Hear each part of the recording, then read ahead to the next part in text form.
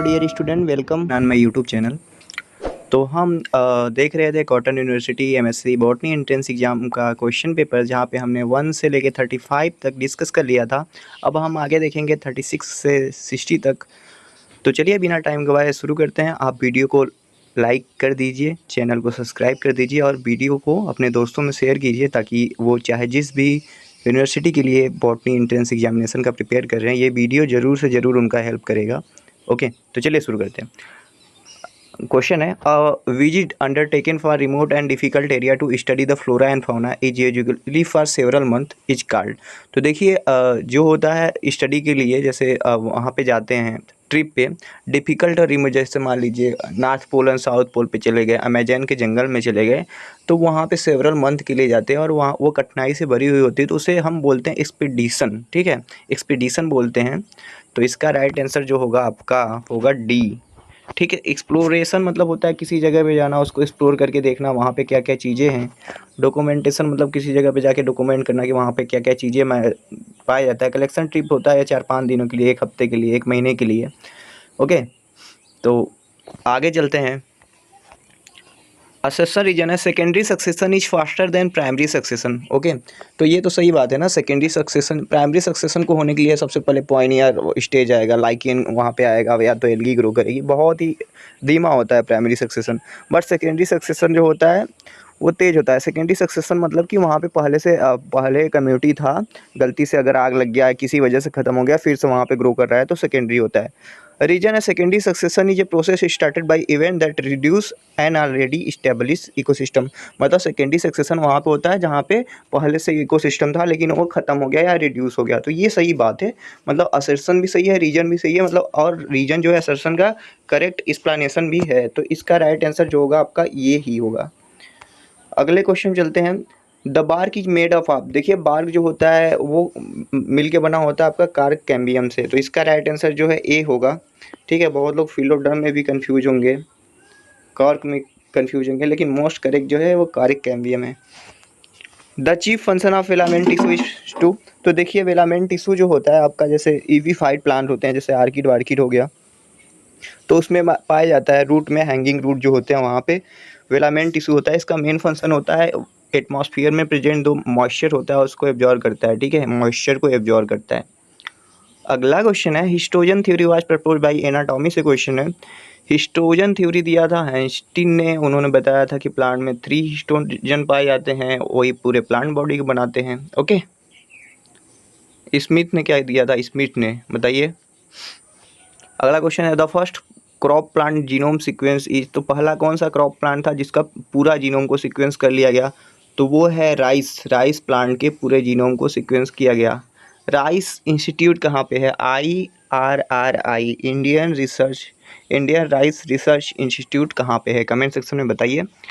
अगला क्वेश्चन है, ये है आपका एम्ब्रियोलॉजी से क्वेश्चन पूछ रहा है, फ्यूनिकल का होता है। फ्यूनिकल हो जाएगा आपका स्टाक जो होता है उसे हम फ्यूनिकल बोलते हैं। तो ए का हो गया आपका 4। ठीक है, देखिए यहाँ पे 4 है, यहाँ पे 4 है। इंटेगुमेंट क्या होता है? इंटेगुमेंट प्रोटेक्टिंग एनवलप होता है। बी का हो गया 3, तो बी का हो गया 3, मतलब यही सही होने वाला है। सी चलाइजा बेसल पार्ट होता है।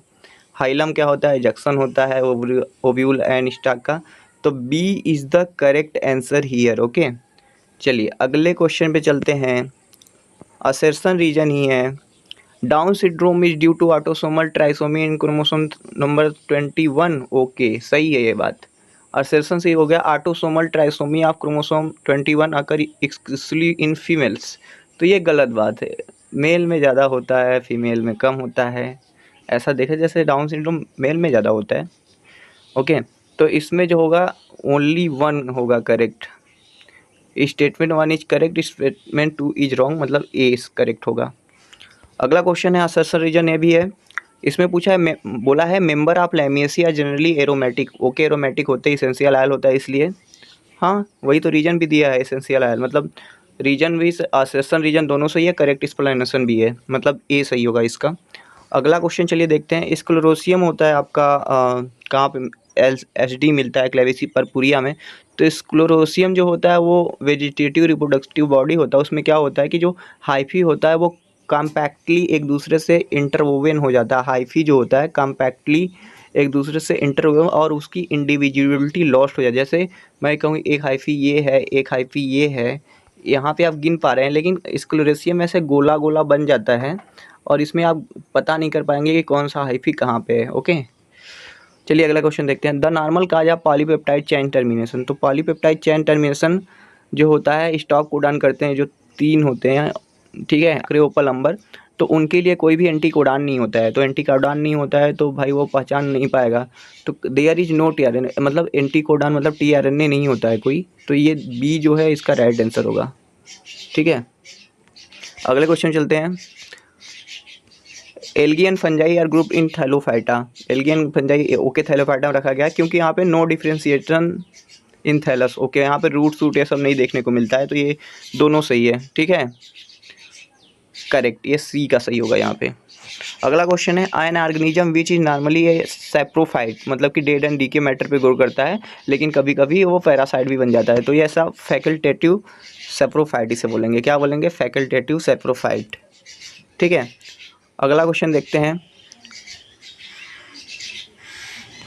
अगला क्वेश्चन है अ microcyclic fungus is one which. देखिए माइक्रोसाइक्लिक और माइक्रोसाइक्लिक, माइक्रोसाइक्लिक जो होता है उसमें बहुत टाइप के स्पोर बनते हैं, जैसे पैक्सीनिया हो गया, तो और माइक्रोसाइक्लिक में कम टाइप के स्पोर। तो इसमें जो होगा 1 होगा इसका राइट आंसर।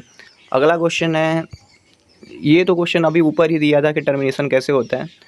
तो जो है ये स्टॉप कोडॉन टर्मिनेट करते हैं प्रोटीन सिंथेसिस को। सही है, they are not recognized by tRNA because they are not recognized by. देखिए असर्शन के बाद रीजन में ना, असर्शन पढ़ने के बाद बिकॉज लगा दीजिए। अगर वो स्टेटमेंट वेरीफाई हो रहा है तो ए बी दोनों करेक्ट होंगे और एक्सप्लेनेशन के साथ, तो सही है, ए सही है। अगला क्वेश्चन है biological specialization is term use in fungus. तो फंगस जो होते हैं ना स्पेशलाइज होस्ट पे ही ग्रो करते हैं, मतलब ऐसा नहीं कि हर फंगस हर जगह ग्रो कर रहा है। तो वो मतलब सो होस्ट स्पेशलाइजेशन, जैसे पक्सीनिया जो है वो एक किसी को इन्फेक्ट कर रहा है, जैसे कोलेटोट्राइकम है तो किसी को इन्फेक्ट कर रहा है, ठीक है, सर्कोस्पोरा है तो वो किसी को कर रहा है। तो ऐसे ऐसे यहाँ पे स्पेशलाइजेशन देखने को मिलता है। चलिए अगले क्वेश्चन पे चलते हैं। अगला क्वेश्चन है ABA play an important role in plant during water stress. तो ये बात सही है, वाटर स्ट्रेस में काम करता है, स्टोमेटा को क्लोज कराता है। कह रहा है कि अगर बाहर से आप एबीए देंगे तो ये स्टोमेटा को ओपन कराएगा। भाई क्लोज, मैं तो बोल रहा हूँ क्लोज है, गलत है। Only A is correct, assertion is true but reason is false. ठीक है, सी सही होगा इसका। चलिए 53 देखते हैं। Higher value of standard deviation indicate. तो स्टैंडर्ड डेविएशन सिग्मा से डिनोट करते हैं। ठीक है,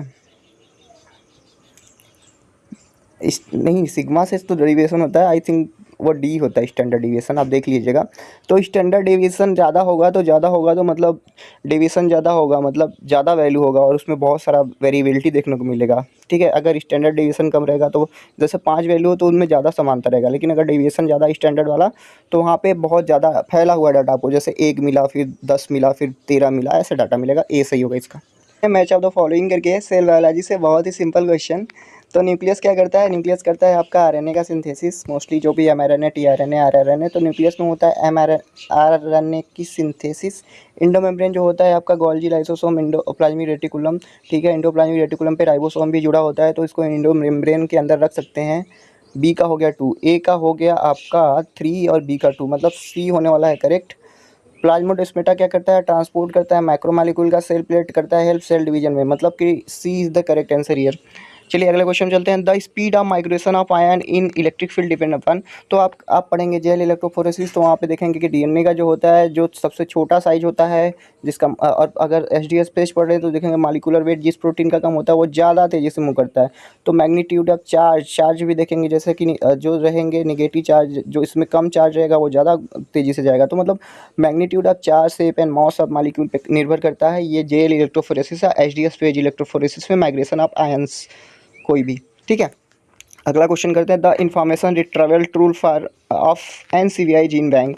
तो ये बायोइन्फॉर्मेटिक्स का क्वेश्चन है, बहुत ही अच्छे तरीके से कह रहा है रिट्रीवल टूल क्या होता है, मतलब वहाँ पे कोई भी चीज़ सर्च करते हैं उसको बैक करके कैसे वापस ला सकते हैं, वो इंट्रेज का काम होता है। कोई भी चीज़ वहाँ पे इंट्रेज का यूज करके कर सकते हैं। स्टैक क्या होता है? स्टैक क्या होता है? ये एक डाटाबेस है जो कोहेसिन, जो क्रोमोसोम को जोड़ के रखता है, कोहेसिन उसके लिए डाटाबेस है। और टेक्स्ट सर्च ऐसे ही है। दूसरा चीज़ टेक्स्ट सर्च, कोई भी आपको अगर बायोइन्फॉर्मेटिक्स में प्रोटीन का डाटाबेस चाहिए, कोई भी डाटाबेस चाहिए तो वो करें। सिक्वेलिन क्या है, एक ऐसा टूल है बायोइन्फॉर्मेटिक्स में जो किसी भी प्रोटीन या डीएनए के डाटाबेस में चेंज करने के लिए, मॉडिफिकेशन करने के लिए यूज किया जाता है। चलिए अगले क्वेश्चन चलते हैं। रिसिया का ग्रोथ कैसा होता है थैलस में? रिसिया का ग्रोथ होता है वहाँ पे जो होता है ना, एपिकल सेल थ्योरी पढ़ेंगे तो वहाँ पे देखेंगे ब्रायोफाइट में ग्रुप्स ऑफ एपिकल इनिशियल्स होते हैं, वो हेल्प करते हैं, ठीक है। अगला क्वेश्चन है हैप्लॉइड प्लांट कैसे होते हैं? हैप्लॉइड प्लांट कैसे प्रोड्यूस होते हैं? तो वो होते हैं एंथर कल्चर से, ओवरी कल्चर से। ये तो एम्ब्रियो डिप्लॉयड है तो इससे तो होगा नहीं, मतलब C the correct answer here.